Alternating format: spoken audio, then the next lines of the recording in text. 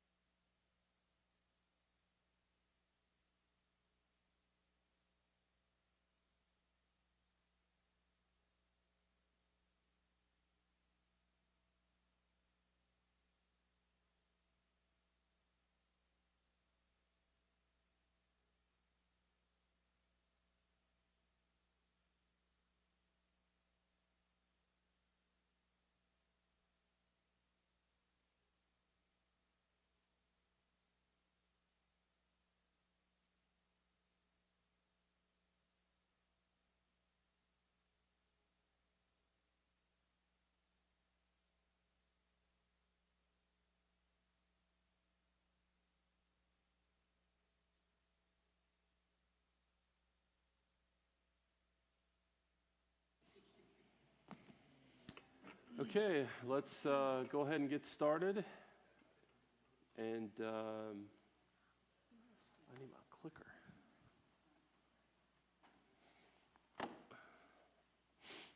Before we begin, let's just open with some prayer. And can we pray for you guys tonight? What prayer requests do we have that we can pray for you guys tonight?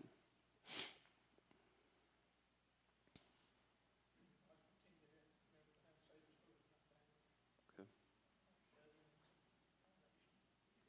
Sure. George asked prayer for shut-ins, his family, unsaved family, and the nation. Okay. Anyone else? Yeah. Mm-hmm. Mm-hmm.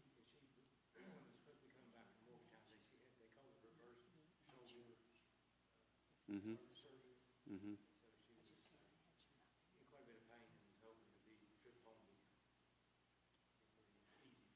Sure. Okay. Sherry Bowley's having a reverse shoulder surgery, which I don't know what that means, but it sounds painful. So, okay. Anyone else? Okay. Brenda?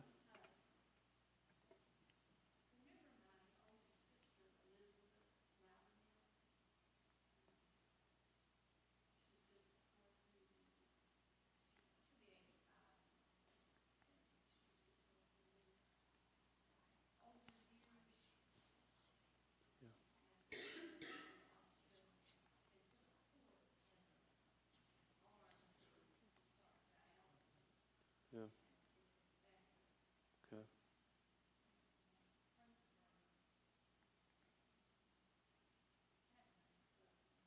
Okay. Okay. Anyone else?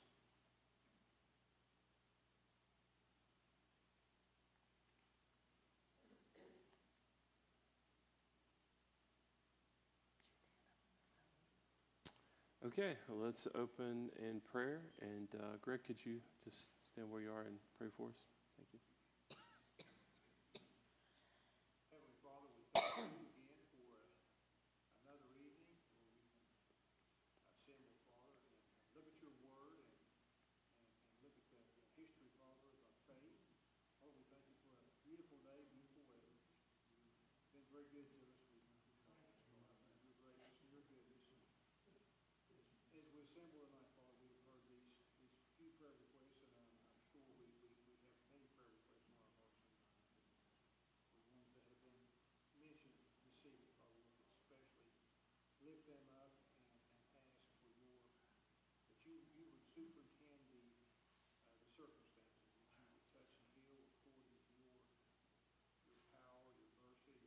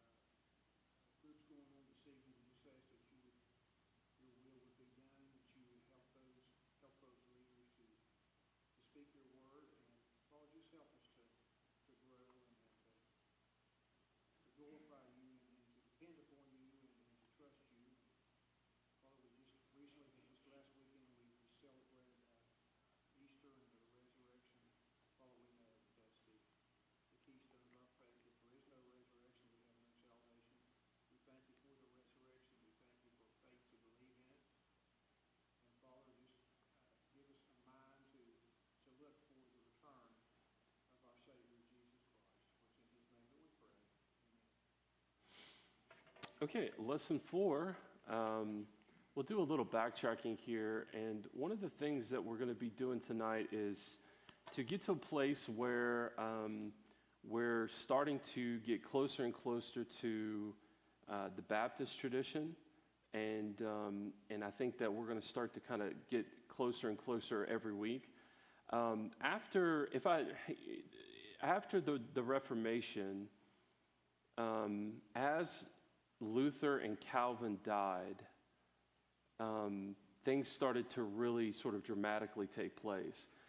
Coming to the New World, you had Catholics, Anglicans, and Protestants. And then you had some variant groups that were sometimes referred to as Anabaptist. Inside of the Catholic tradition, as it is today, there's not much change. Even though the Catholic Church here looks a lot different than the Catholic Church in Rome, they still believe that the head of the church is the Pope. They still believe in the catechisms. They still believe in the sacraments, and so on and so forth. So it's pretty much the same. In Anglicanism, it has stayed pretty much the same in true Anglicanism form, but there have been offshoots, and for these lectures, the two offshoots that I have decided to look at are those who were Puritan, so they wanted to purify the Anglican Church, and sometimes they did in some ways, and other times they found it was too difficult and started new religions, new denominations. And then another group called the Separatists, and those who were ones that wanted to separate from the Anglican Church. And the Anglican Church today looks a lot different than it did then, but for the most part, they're still, for the most part, together the same way they were when they came to the New World. There's a lot of variance, though, when you come to the third group, which is the Protestants. There were two people that we talked about last week briefly, and we're going to talk more about them today, and that was Luther and Calvin. Luther and Calvin were in some ways, the body and the mind of the Reformation. Luther was definitely the body. He was the feet, he was the mouth, he was the hands, he was the type that a lot of his theology, and I've said this before, came from practical application, which I love. I think that that's great because he would say things like, what if you get lost in the woods and you can't participate in Mass? Does that mean I die and go to hell because I can't take Mass because I was out hunting a deer and got lost? What about a child that dies, and what happens to them if they aren't baptized in the church? There was just really practical, priestly, I'm working with the people and they've got questions and they're bringing them to me. I'm not, sometimes the theology people are high up in a castle and they're writing books and they never meet the people. And I think Luther definitely was a people person. He was a priest, he worked as a professor, and so he was the hands. He was the body. And in a lot of ways, he was the fire.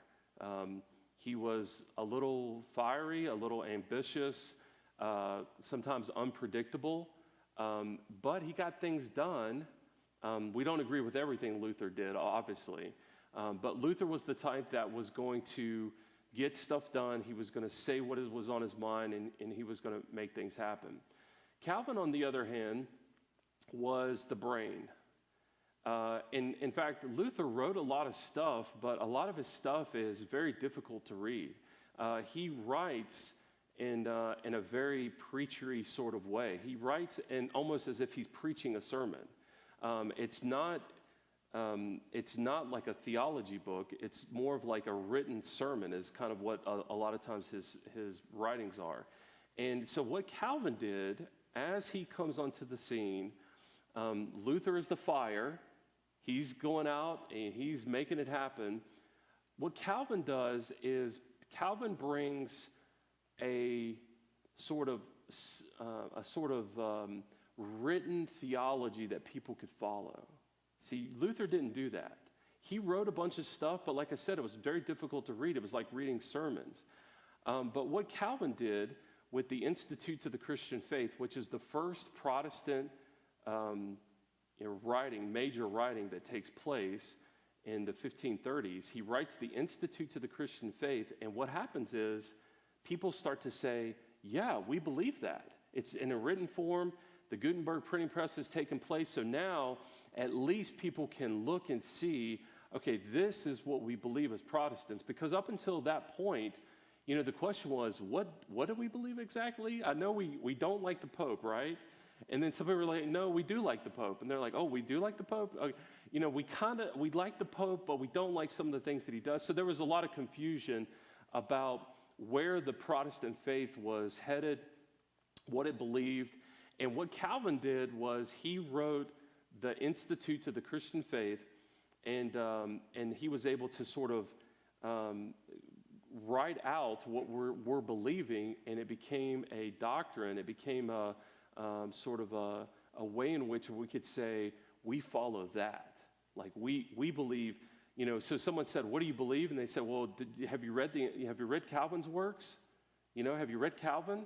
Have you read the Reformers? So there's kind of this pointing to Calvin. So what then ends up happening is, in the New World, you have really the body of the Reform, you know, of the Reformation, which is Luther, and the brain of the Reformation, which is Calvin, and there started to sort of become an issue of which side are we going to go on here.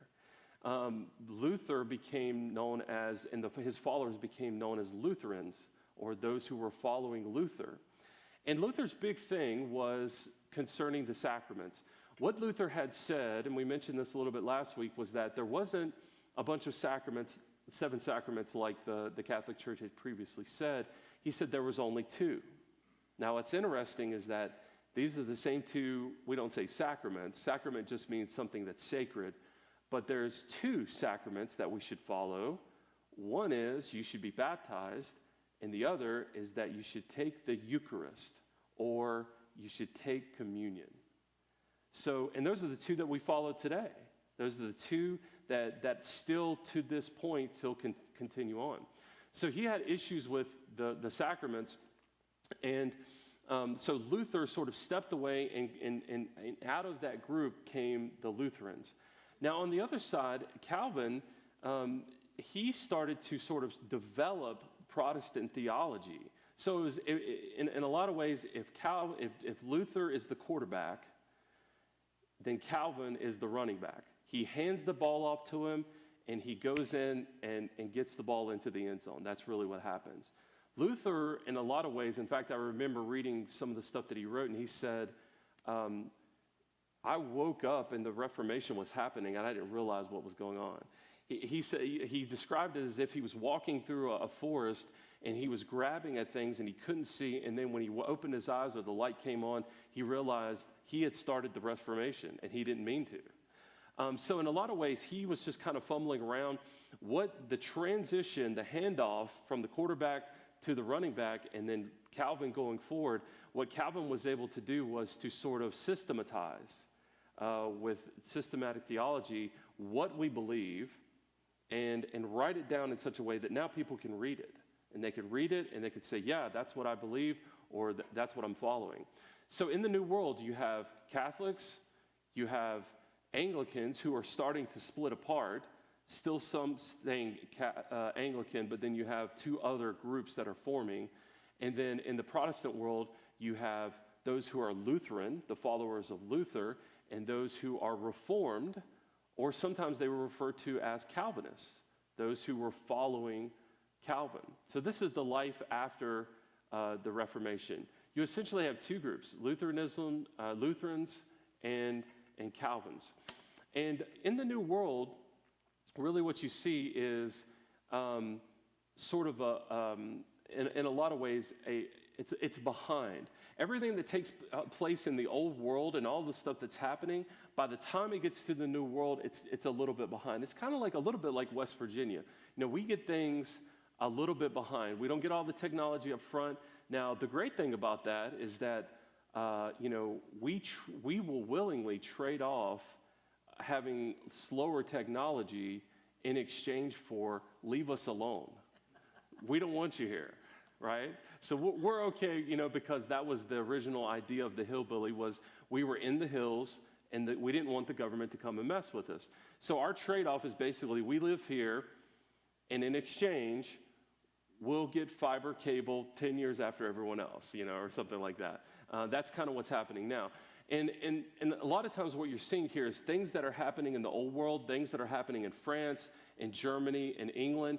It's happening, later in the new world. It takes time to move over into the new world.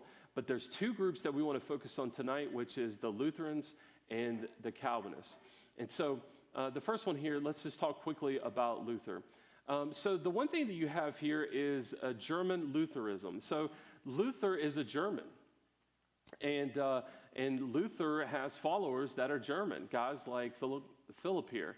And Philip Melanchthon is one of the theologians that came after Luther, and he was one of the guys that people looked to develop Luther's theology, because a lot of people were saying, we don't know exactly what Luther, we know what he's preaching, but we need to see it in such a way that it's more systematic. We need to be able to understand exactly what he's trying to say, because of a lot of the theology that he would preach and teach, he was debating with people face to face. So he would meet guys and debate them face to face. In fact, there's a famous lecture where he meets together with Zwingli, and he debates the sacraments.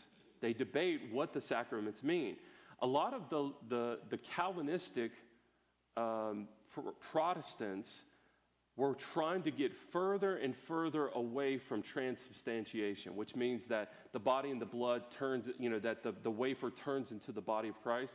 So what they were trying to do was they were trying to get further and further away, the Protestants were. And what Luther was doing was he was, in a lot of ways, trying to sort of straddle the line. So he said that whenever you take communion, we say communion, he would have said the Eucharist.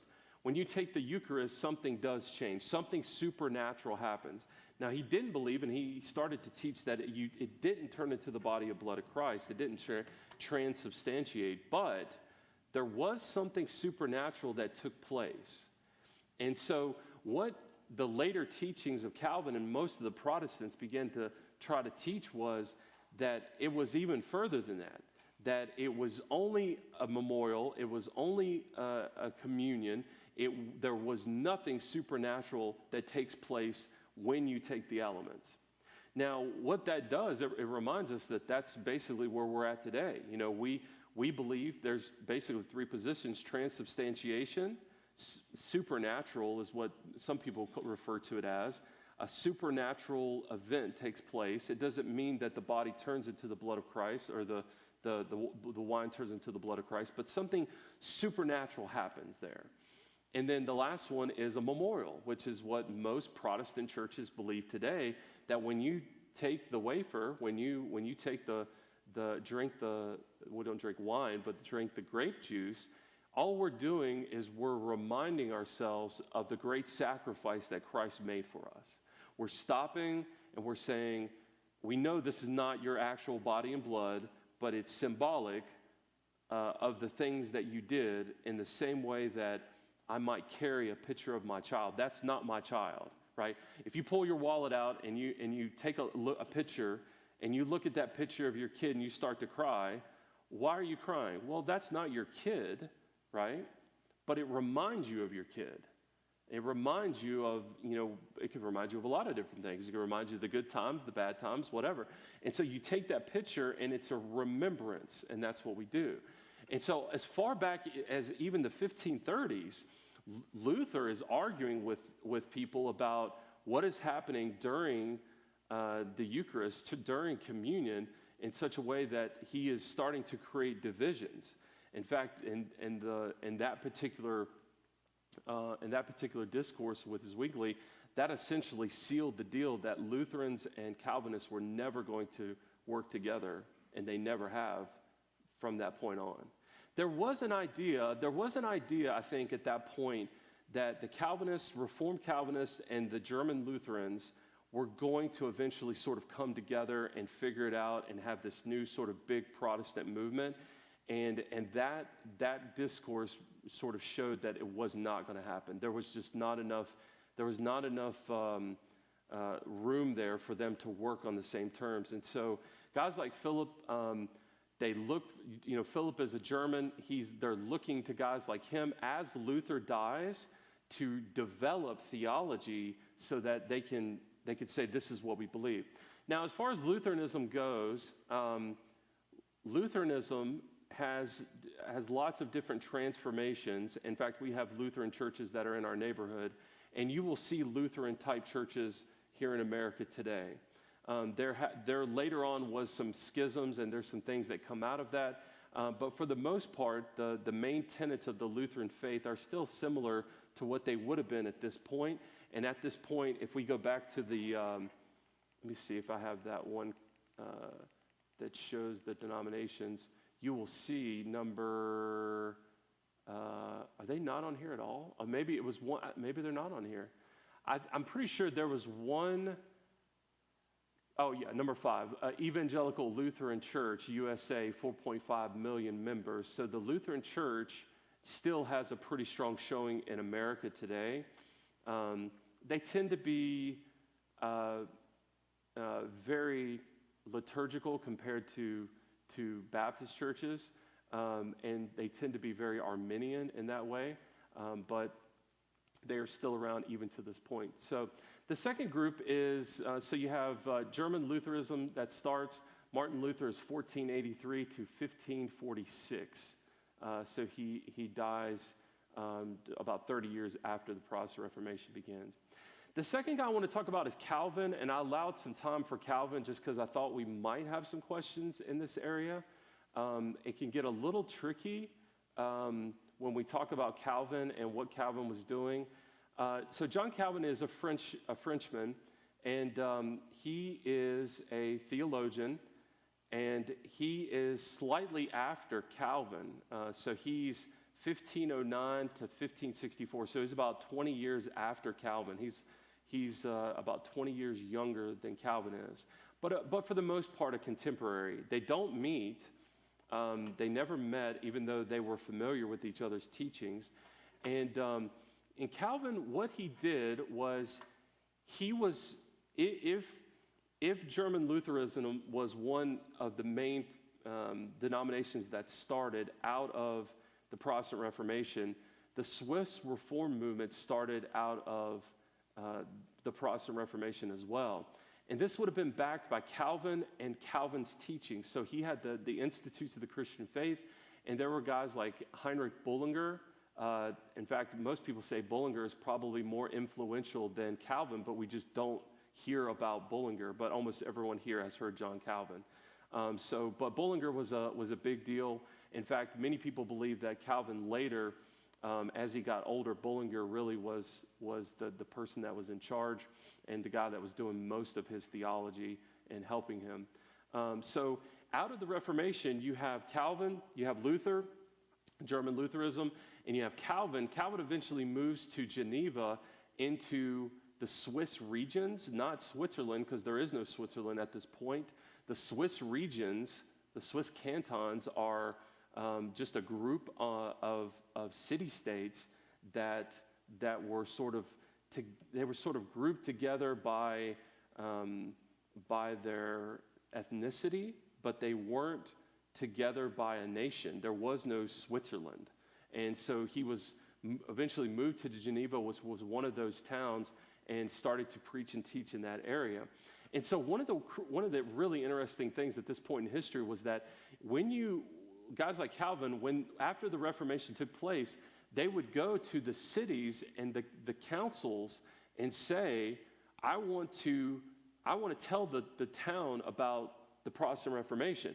And the whole town would come together with all of the leaders, and then they would say, here's what the Protestant Reformation is. People would ask questions. The council would ask questions.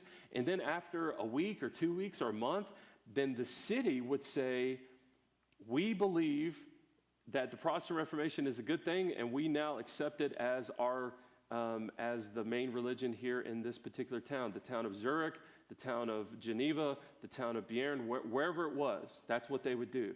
So Calvin spent a lot of his time, in fact, a lot of the reformers did, going from town to town, preaching to the councils, like what was going on with the Protestant Reformation and trying to convince them to become Protestant. In fact, I forgot to put it in, but there is, if you can find these plaques as you go into Zurich or you go into Geneva, there's a plaque that says in 1534, the town accepted the Protestant Reformation as being truthful, and we decided to make it our religion. And so Calvin helped to do that. He moves to Geneva, which is in Switzerland, is in the Swiss regions. And in the New World, what you had was now Reformed theology.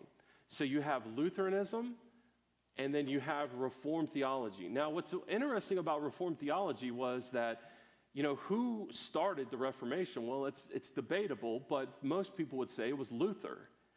But at this point in history, if you said I'm Reformed or I'm a reformer, it slowly became obvious that name became tagged not with Luther but with Calvin. So when people said I'm a reformer, what we think happened was, because there was a systematized way to say this is what I believe, when people started to say I believe in Reformed theology, or I believe in the Reformation, or I'm Reformed, something in that nature, because there was something to look at and say, I believe that, then that term became tagged with John Calvin, not with Martin Luther. And so Luther slowly started to kind of disappear, and his thoughts became sort of, meshed down into Lutheranism. But the Reformed tradition, Reformed theology, sort of became synonymous with John Calvin, not with Martin Luther. Any questions at that point? Any questions at all? Okay, so I want to talk real briefly about John Knox, and then we're going to talk about what it means, what the term Reformed means. This is going to continue our sort of history as it takes place. John Knox is the next guy that becomes extremely important to our history at this point, and John Knox is a Scottish clergyman.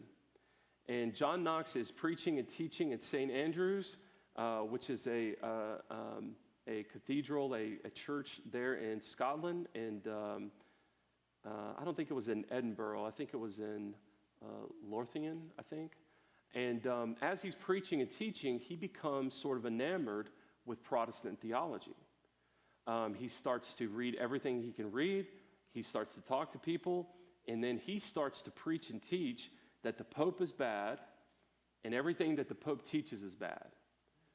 So he is captured. I'm running through a lot of history here, but he's captured and he's made into a galley slave. Now, do you know what a galley slave is? A galley slave is someone who's put on a boat, and I don't know if they were at the top or at the bottom, but they rowed the boat all day long. Maybe it was a ferry or whatever. He was made into a galley slave. And this went on. He actually contracted a lot of major problems, physical problems, because of this. And in the midst of him being a galley slave, he is Scottish, but he is saved by an unlikely source. He's saved by Edward VI, the King of England. Now, of course, we don't think Edward did it himself, but his court called for John Knox to be brought into the court and to be the preacher of the court. So they bring John Knox in, and he's loving it. I'm preaching Protestant theology. Oliver Cromwell's here. Edward is promoting Protestantism, so it's going great. And then Edward dies. Now remember, we talked about this a couple weeks ago. Edward dies, and who was King Henry VIII's first daughter? Mary. Bloody Mary. Mary Tudor. And so Mary comes in, and now John Knox doesn't know what to do. So he flees, and he decides to go to Geneva to meet with a guy named John Calvin to learn about this new Reformed theology. So Calvin goes down to, so John Knox goes down to Geneva. He studies under Calvin. He loves it. He thinks it's great. And so what he does is then after Mary is moved out, and now you have a new, well, I think at one point, in fact, I'm going to show you I thought it was funny, is the only reason I did it, but he goes back to Scotland at one point when Mary was the Queen of England, and Mary Guise was the Queen of Scotland. So there was two women that were ruling at the same time in the British Isles. And he decides to write this, which you can barely see, but here's what it says. This is one of the books that he wrote. It's called The First Blast of the, hold on, I have to read it here. The First Blast of the Frontier Against Monstrous Regime of Women. The first blast of the frontier, what does it say? The frontier, the first blast of the frontier against the monstrous regime of women. So obviously this didn't go over very well. So what John Knox ended up having to do was to flee again. Mary Tudor dies, Mary of Guise dies, and so those people are moved out. Elizabeth becomes queen, and so she ends up becoming the queen of all of the Isles.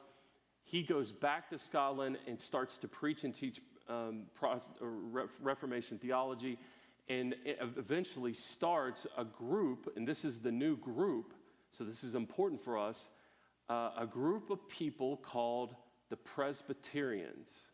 This is where they come from. So the Reformed Scottish Church of the Reformed Church of Scotland accepts this idea of Presbyterianism. And where does that term come from? Well, Presbyterianism, it comes from a Greek word, presbyteros, which means elder. Now, it's interesting because if you grew up in small, southern, or, southern, I would say Southern Baptist, but Baptist churches that are in the South, you may not have ever heard of an elder. You may have only heard of deacons. In fact, the church that my father pastored, we had a group of deacons. I'd never heard of an elder before. And what he did was he started this group, this church, and the main premise of the church was we're not going to be ruled by a pope. We're not going to have a hierarchy. What we're going to do is the Bible says that there should be, in fact, this is out of Acts chapter 15. In fact, let's read that. We don't do this very much. Let's read Acts chapter 15.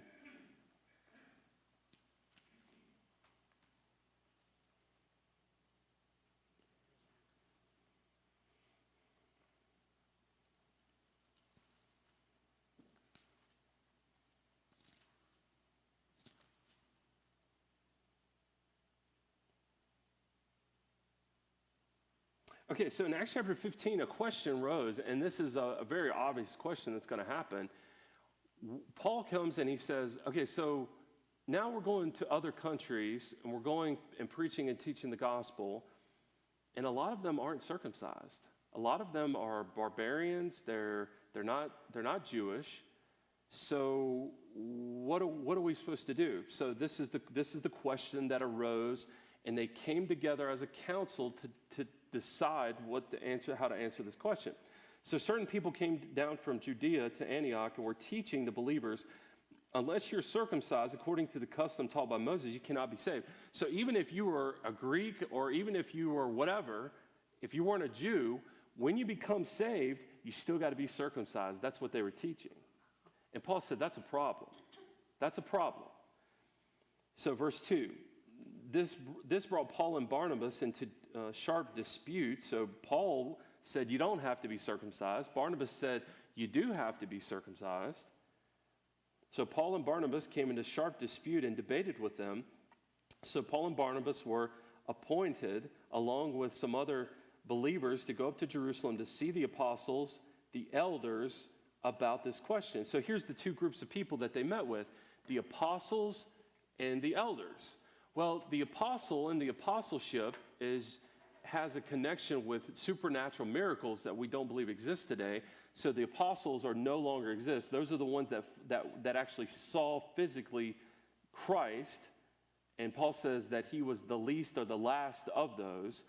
And so now, what is the group that we should go to when you have a theological question?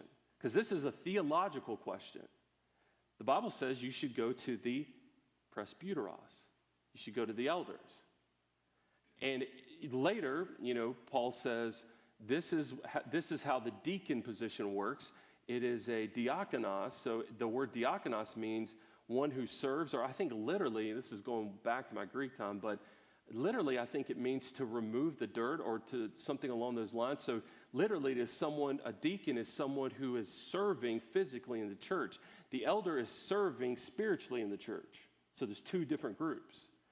And so what the Presbyterians began to teach was you don't have a pope, cardinal, bishops, and then priests, and then laity. It's not a hierarchy like that. Actually, the way it works is that there's a laity, and then from the laity, there are elders that are elected. Because later Paul says, when you have a cow that is working in the field, don't muzzle him so he can't eat. What you do is you allow him to eat from the field that he's plowing. So what Paul then goes on to say is that you're going to have people in your congregation that are going to be good at preaching and teaching the gospel. Don't stop them from getting money from the ministry. Allow them to eat from the ministry, and then they can continue to plow while they're eating. So they can eat from the church, and the church can eat from them, and there's this sort of cyclical relationship that takes place.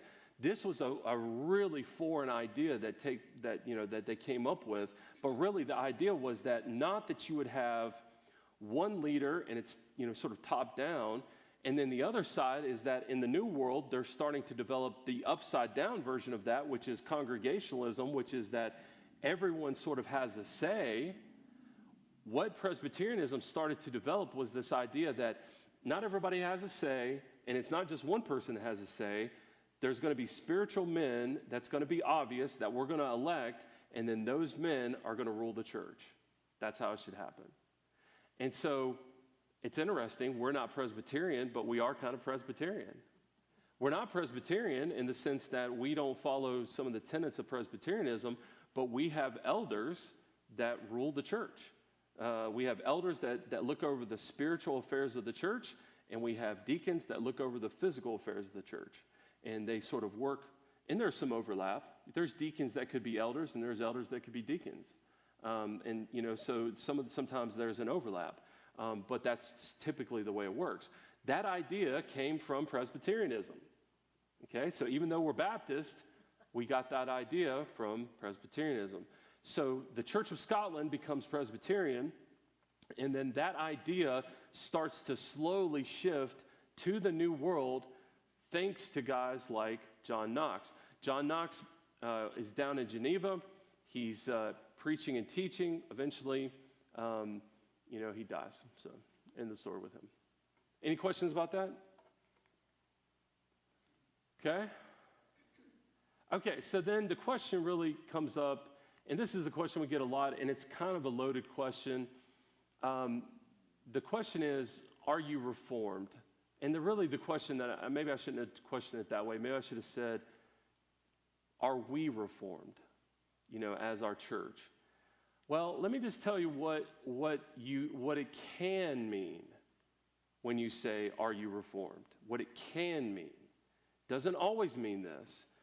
In fact, I think the word or the term reformed has changed just since when I started Bible college in early 2000, from today, the term has changed. I'm pretty sure. I've seen the movement as I was in seminary and ending Bible college and into seminary. I think the term started to change a little bit there while I was in college, and then it sort of moved and changed into a different sort of meaning. So here's what it can mean. Number one, that you're following the teachings of the reformers. Now, this, in my opinion, is sort of the lowest form of being reformed. In fact, if you said to me, "Hey, I'm reformed," then I would almost not, I really wouldn't know what you were saying. You would have to explain to me what you mean by that term. Now, if you said to me, I follow the teachings of the Reformers, and I would say, okay, well, me too. So I'm definitely Reformed. At the lowest level, what that means is that you've read Luther, you've read Calvin, you've read Bullinger, you've read Zwingli, and you at least agree with them sort of generally, not that you agree with everything that they wrote, because no one's going to agree with everything that anyone writes. But for the most part, you're Reformed in the sense that you follow the Reformation, you were happy about the Reformation, and you have read the teachings of those Reformers, and now you follow that. Okay, that's, in my opinion, the lowest form, and I'm completely fine with that. So you could almost, think about it this way, you could almost believe anything and still say that you're Reformed. You could be Reformed Baptist, you could be in any type of church, even a charismatic church, which you don't normally think of being as Reformed, but you could be charismatic and say, I'm Reformed. I follow the teachings of the Reformers, guys like Luther and Calvin and Zwingli and those guys, okay? That's the lowest, by far the lowest form of being Reformed. The second, and this is where we're kind of stepping up a little bit, is that you follow the teachings of Calvin, and people a lot of times will make that particular distinction. In fact, I talked with a guy just recently. He said, we're Reformed. He said, we're Reformed. And I said, tell me what you think that means. And he immediately went to, we're Calvinists. And I said, okay, now I understand. So what is the teachings of Calvin? Well, of course, has anyone ever heard of the Institutes of the Christian Faith written by John Calvin? Very few people have. Some people have read them, but it's not something that we talk about, very often. But normally when I say that you're Reformed and you're following Calvin, it's more than likely this. And this is the tulip, sometimes referred to as the tulip. And this is usually where people start to put their boxing gloves on and go and start hitting each other. The tulip is sort of 5 points, and there is a question sometimes of how many points do you believe in? Are you 4-point, 5-point Calvinist? And but the points are this, and I'll explain each one to some degree. Total depravity. And maybe in your mind think, yeah, I believe that, or no, I don't believe that. Okay, don't say it out loud, though, because I don't want anybody fighting. But in your mind say, yeah, that's something I would definitely agree with, or maybe I have a little question about that, and I can answer some questions if we have them. Total depravity. What that means is that you are totally depraved. So when you were born, you have original sin. You were born with sin because of Adam. And there's nothing you can do to save yourself. You're totally 100% depraved. There's nothing you can do of yourself to save yourself. There's nothing you can do. Unconditional election. You're saved unconditionally, meaning that when you go to the flea market and you see that little pen of the puppies, the puppies that you want to pick up, and you see the cutest puppy ever, and you pick that puppy because that puppy was so cute, or maybe it was so ugly. Some people pick ugly puppies because they have this sense that they want to take care of them. There is no condition that you had that God said, I'm going to pick this puppy. You're so cute, I'm going to pick you. Or you're so ugly, I'm going to pick you. There was nothing conditionally that God, there's nothing that sort of manipulated God to elect you. There's nothing that you could do conditionally for God to choose you. Number 3, limited atonement. Limited atonement is the one where everyone gets into a fighting mood over. Limited atonement is just that God, in the most simplest way to say it, is that Jesus died only for the elect. That his salvation was only for the elect. That when he died, that it saved the elect. And so sometimes people will say, I believe in unlimited atonement, which means that Jesus died, generally for everyone. So there's a general atonement. But Calvin's point here is that there was only, he died for certain people. I is irresistible grace. If God calls you, you can't resist it. God calls you to salvation, and there's nothing you can do about it. He draws you, and it's irresistible. And the last point is perseverance of the saints. Perseverance of the saints is that if you are saved, if Christ saves you, then you are saved, and you will persevere to the end. There's nothing you can do to lose that in any way. And those are the five points of Calvinism. Now, sometimes you will hear people say, I'm 4-point Calvinist. What that means is they are changing limited atonement. Almost always that means that they're changing unlimited atonement to unlimited atonement, and they agree with everything else. I don't almost never hear anyone say 3-point Calvinist. You almost never hear that. You do hear 4-point Calvinists quite often, and that's something that we hear quite a bit. Questions about that? Does anybody have any questions? So on this level, if you said, I'm Reformed, and then right away you said, I'm a Calvinist, then it's still up for debate, right? Because, I would think most of us here are 4 or 5-point Calvinists. I mean, most of us here are Calvinists. And so I would say that, being Reformed in that way, or, you may not like to label yourself as a Calvinist because you may not like some of the other things that he taught. But in this terminology, that's what it would mean. You would probably label yourself as a 5 or 4-point Calvinist, depending on your views of atonement. Questions? Okay. The third thing is that you are following the teachings of the Westminster Confession of Faith, and really these two are together, so I'm going to put them together. Following the teachings of the Westminster Confession of Faith and covenant theology, if you said, I'm Reformed, and you said, we follow the teachings of the Westminster Confession of Faith, which is a Presbyterian document, and we are covenant theologians, then I would know much more clearly that you are sort of in the system of Presbyterianism. That Presbyterianism is, in a lot of ways, antithetical to dispensational theology, which is what we teach here. We teach in a rapture eschatology, whereas they don't teach in a rapture eschatology. So that would, in my opinion, that would get a lot more closer to like the heart of what you were saying. If you said the last two, I would know for sure where you're at, and that would be more along the lines of being Presbyterian. If you said the first two, I wouldn't know where you were, honestly. You could be almost anywhere. I mean, you could be, if you said I'm a Calvinist, but you're only 4-point Calvinist, you like the teaching of the Reformation, but you were a dispensational, I mean, that wouldn't hardly tell me anything. I mean, that's what a lot of people here are.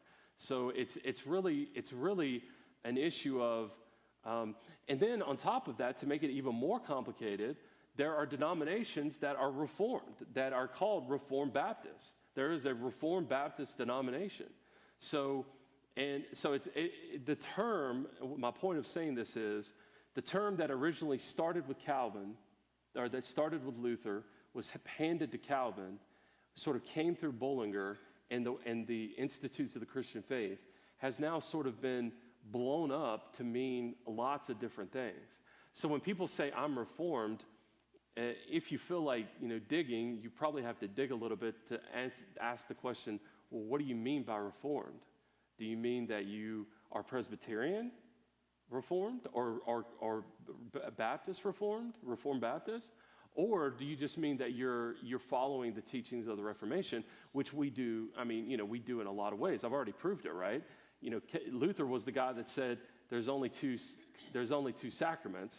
And that's the same thing we do today. We talked last week about church membership in some ways. So we, in a lot of ways, follow the teachings of the Reformation and Calvin as well. Questions? Greg? What is exactly, if somebody says they're Reformed, what is it they're wanting to separate themselves from? You know what I'm saying? What is it? They say that, they're going to be saying something else too. Right. Yeah, so this is one of the reasons why I said that the term has changed. There was a movement in the early 2000s where the term Reformed was becoming more and more popular, and people were saying we're Reformed. And it was because a lot of the Baptist seminaries, in fact, the one that I went to, were allowing more Reformed teaching. Well, I mean, the problem was this. When you go to seminary, you only read Reformation theology. Like, we read all Reformed theology. And so I think what the term became sort of like cool for a while, and people were saying it. But if people were saying I'm Reformed, and if someone said I'm Reformed, what that would indicate to me that they were trying to say was that I'm not dispensational. Normally, that's what I would think they were trying to say. But it could also mean that they're trying to say I'm a Calvinist, which was like a thing that people were doing for a while, that they were saying, I'm a Calvinist, I'm not an Arminian, I believe in election, I believe in limited atonement, so I'm Reformed in that way. So they would probably be trying to distinguish themselves from one of those two groups, which is dispensationals or Arminians, I would think. And I'll just tell you, for example, a person that you guys are all familiar with, John MacArthur, is a Reformed guy. He's Reformed, right? But he's a Calvinist. I mean, he says, he's laid out, this is what I believe. Here's the 5 points of Calvinism, and here's why I believe them. So he follows the teachings of Calvin. He follows the teachings of the Reformers, but he doesn't follow the Westminster Confession of Faith or covenant theology. He's a dispensational. And he's not a part of the Reformed Baptist Church. He's an independent Baptist. Other guys like Voddie Baucham, if you've ever read Voddie, he is a pastor at a Reformed Baptist Church, which is a denomination, and he believes all of these. So it just really depends. It really depends on who you read and what they're trying to say. That's a really good question. But I think if they're saying I'm Reformed, normally if they're not saying I'm covenant theologian or I'm Presbyterian, they could just easily say that. I think what they're trying to say is I'm not dispensational or I'm not Arminian. I'm a Calvinist or I don't believe in a rapture sort of thing. Question, go ahead. Can't you just believe the Bible? Well, we can believe the Bible, but the problem is that there's a lot of different interpretations, and so that's the question: is who's got the correct interpretation? And let me just say this: I'm not antagonistic toward Reformed theology at all. I love Reformed theology. I'm more of a John MacArthur type. I'm dispensational. If you've been here any amount of time, I've taught lots of eschatology classes. The Calvinism debate is pretty moot at this church. We're not antagonistic toward it at all. And so I would say that for us, it's more of just an intramural, nice, fun thing to talk about, but it's not something like we're battling over. It's not something that you should really be super worried about in that way. Questions? Okay. Is that it? Okay, Mike?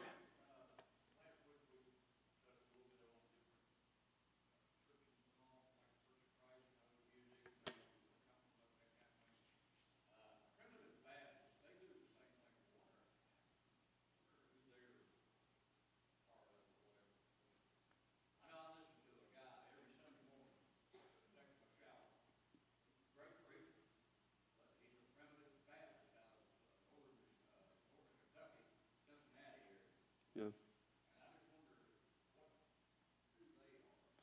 Well, the Primitive Baptists are going to come up a little later.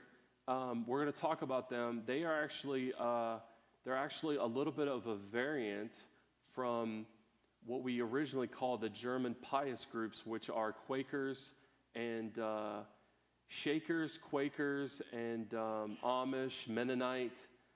There's a variant that comes from that, and the idea was that we were going to sort of strip down the church, no music, sing out of hymnals, and in the Primitive Baptist Quakers and Shakers, those guys, they don't typically have a church government.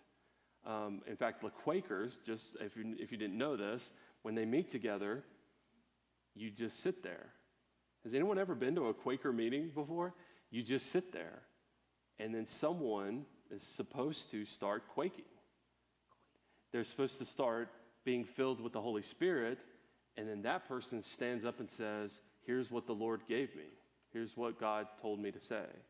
The Primitive Baptists, Quakers, those guys all sort of come out of one line, and it's not a line that we haven't got to that point yet, but we will. But it's from the German pious groups, the groups like the Amish, Mennonite, Anabaptist group that came down, Amish, Mennonite, Quakers, they all came from that particular group, which makes it even more complicated for the Baptist tradition because I don't believe that we came from that group, but there are some primitive Baptists that are not actually related to us that have the term Baptist in their name.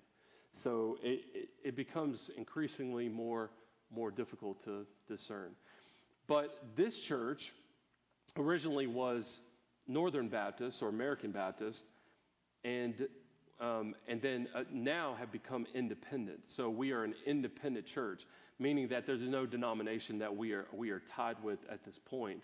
And that's been that way since 1968.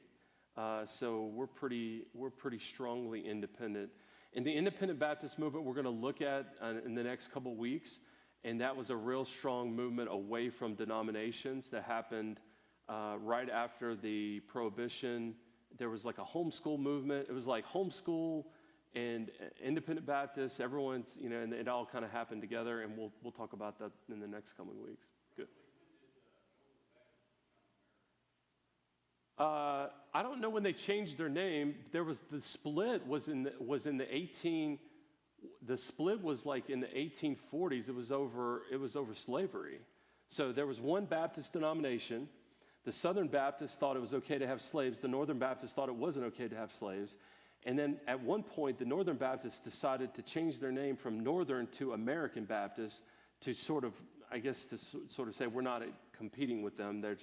So there was the split, not over theology. Well, I guess it kind of indirectly theological, but the question really was, should we have slaves? The Southern Baptist churches said, yes, we should have slaves, and the Northern Baptists said, no, we shouldn't have slaves. So there was a dispute over that. But I don't know, I can't remember exactly when they changed their name.